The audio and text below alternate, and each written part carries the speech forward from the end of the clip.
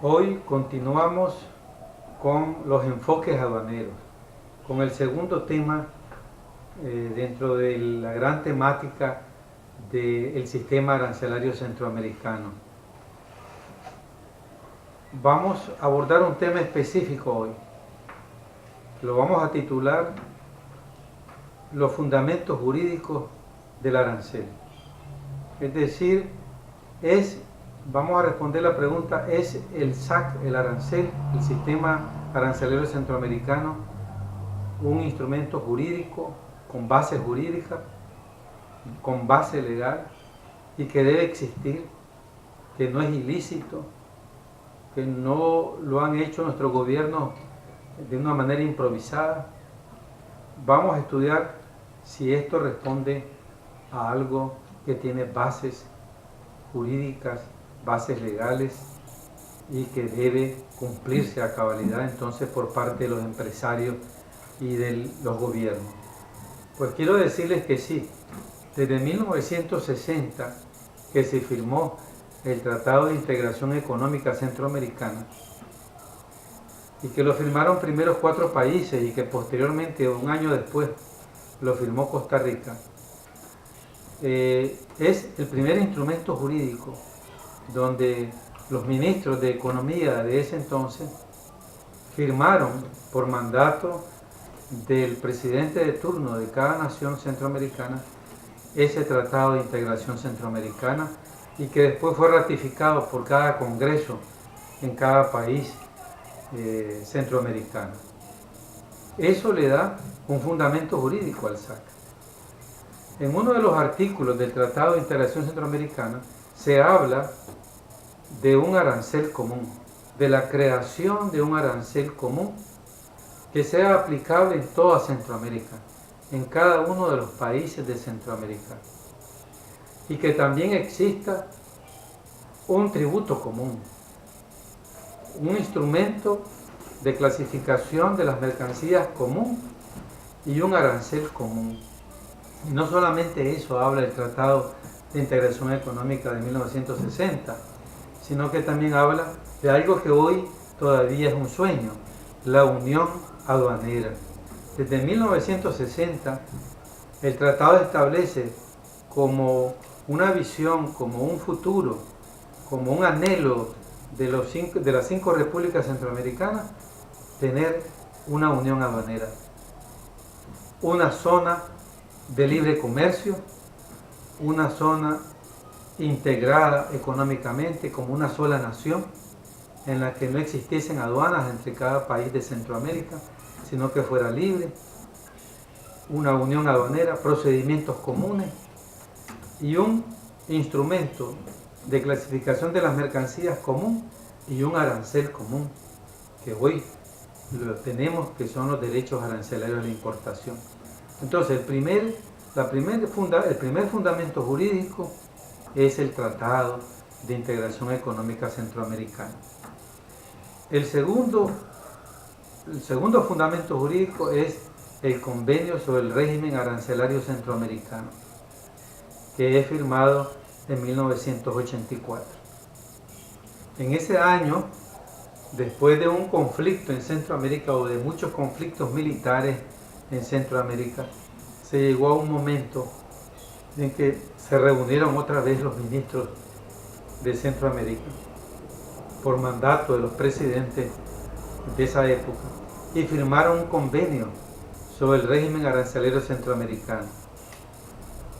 Allí se trataba de retomar el nuevo SAC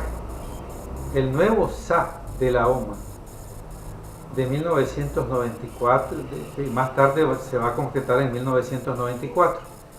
10 años antes que se concretara el nuevo SA y el SAC, ya en el 84, 10 años antes, Centroamérica se propone hacer un arancel común. ¿Por qué? Porque hasta ese día cada país tenía su arancel. Aunque habían ciertos acuerdos y había mejorado y se había logrado armonizar ciertas posiciones arancelarias, no estaban totalmente armonizadas. los conflictos que se habían dado en las décadas anteriores lo habían impedido. Pero a partir de ese año, del año 84 al 94, Centroamérica va a avanzar en este aspecto y va a llegar a armonizar aproximadamente el 97% de las posiciones arancelarias y volverlas comunes en toda Centroamérica. Solo queda como un 3% hoy que no está armonizado. Pero eso es un avance en relación al arancel. Hoy todavía está pendiente en la agenda la unión aduanera, está pendiente una real integración centroamericana, económica y aduanera, que pasa por el tamiz de la voluntad política de los presidentes de turno. Se van a consagrar los presidentes que logren la unión aduanera y una verdadera integración a través de una sola moneda centroamericana, como se enseñó en esa época, porque el tratado también contemplaba una sola moneda en Centroamérica. Desde 1960 que firmamos ese tratado, hemos soñado con una sola moneda centroamericana que está ahí escrito en el tratado y manda a crearse, que es el peso centroamericano. Pero hasta el día de hoy, Guatemala tiene el quetzal, El Salvador ni moneda tiene, corre el dólar, Nicaragua el córdoba, Costa Rica el colón y Panamá el balboa, pero que no corre, sino que corre el dólar. De tal manera que esa aspiración de 1960 tampoco se logró. La moneda común, una integración económica total, un arancel común que tiene sus diferencias todavía, mínimas pero las tiene, una unión aduanera completa, que significa unificar la tributación en Centroamérica, no se ha logrado. O sea, hemos logrado poco en relación a lo que se escribió en el tratado. Sin embargo, el tratado y el convenio arancelario sobre el régimen centroamericano firmado en el 84 y que hizo avanzar hasta el 94 una homologación del arancel, ha logrado bastante. Y esas son sus dos bases primarias, sus bases jurídicas. Por ningún lado de esos dos instrumentos jurídicos se habla que es tributo aduanero el IVA, ni el ISC, ni otro impuesto que tenga ningún país centroamericano. Ahí en esos dos instrumentos está definido que el único tributo aduanero es el derecho arancelario a la importación o los derechos arancelarios a la importación, DAI. Pero ¿qué ocurre ahora? Nicaragua incluye en el SAC, en el arancel, el IVA y el ISC, violando esa base jurídica, violando esos acuerdos centroamericanos. Es el único país en Centroamérica que los vive violando hasta el presente, porque si ustedes revisan un arancel de Guatemala, solo aparecen los DAI. Si usted revisa un arancel de El Salvador, solo están los derechos. Si revisa un arancel de Costa Rica, solo están los derechos. Y si revisa un arancel de Honduras y Panamá, solo aparecen los derechos arancelarios, no aparece el IVA y el ISC. De tal manera que el incluir en el arancel el IVA y el ISC es un acto violatorio a las bases jurídicas del arancel centroamericano.